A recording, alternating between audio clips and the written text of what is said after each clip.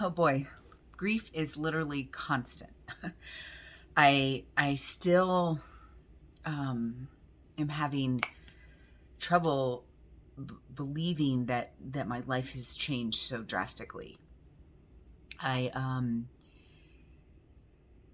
last night I was going through kind of times we had spent together, and then um, uh, her primary care doctor called me because she has to sign the death certificate, and I had to go over what happened that night. And I was, and it instilled panic and anxiety, which I don't like the feeling of anxiety.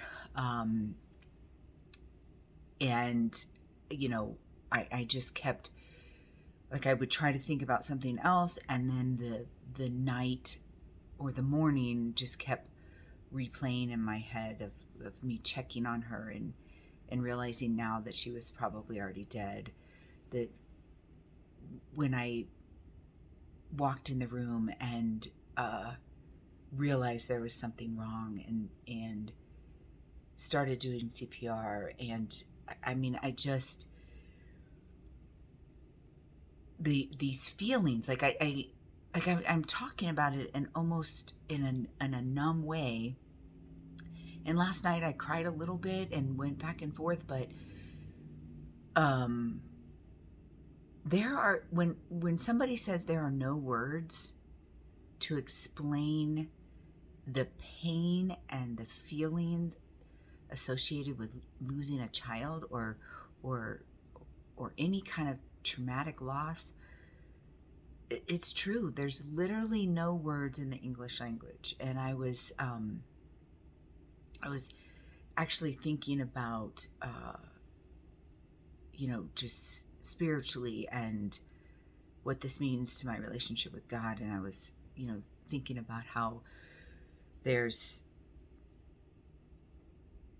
there's times in the Bible that Jesus, like when the Garden of Gethsemane, and he was talking about his sorrow felt like death. And I'm completely against completing suicide. But there is this feeling like there is nothing, like that makes sense. It makes sense why somebody would feel like there's no way to deal and move on from this pain. And I even feel weird sitting here talking about it kind of nonchalantly, like but it's so deep and it's so painful. There's times where I can't even cry.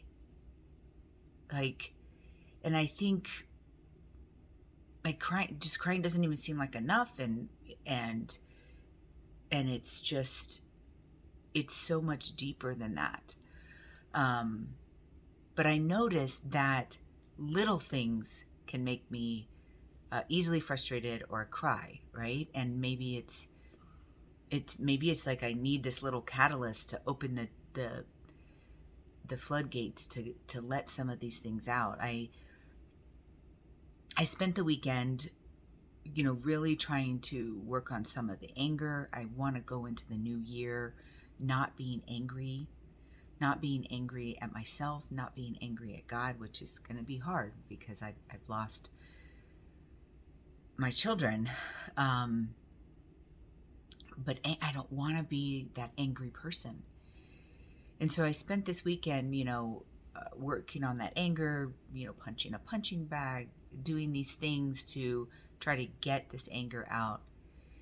And we talk about anger being a secondary emotion, that there's always something underneath it. And as I lifted that anger, it's undescribable sadness, like undescribable. Like it there are no words. I've got to try to find some words, but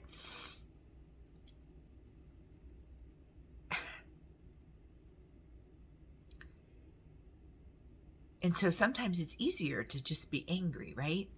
But as you lift that anger underneath, it's pain. Grief is pain. There's this whole thing going around. There's a song. There's lots of writing on grief is praise, and I don't see that. I don't feel that. I feel pain. So I would say grief is first pain, and maybe someday I'll get to grief is praise. Maybe, but it might not be until I'm in eternity with my babies. Because I'm not going to deny that this is going to hurt for the rest of my life. You know, when Reggie died, I was still fighting because I had to fight for Miah. I had to, and literally the worst thing that could happen has happened. And I'm gonna be okay. I'm going to show the world that you can go through horrible things and be okay. And I'm gonna have moments of joy and happiness, and I'm going to be successful in other things. But this pain, this grief, I'm not gonna deny it.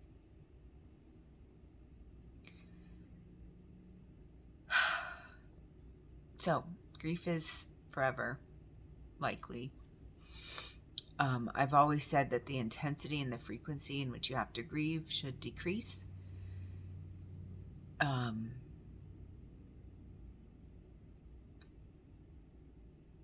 you have to feel the pain. And I'm not even feeling it quite yet because I think it's too much. I think it's too much to bear at one time.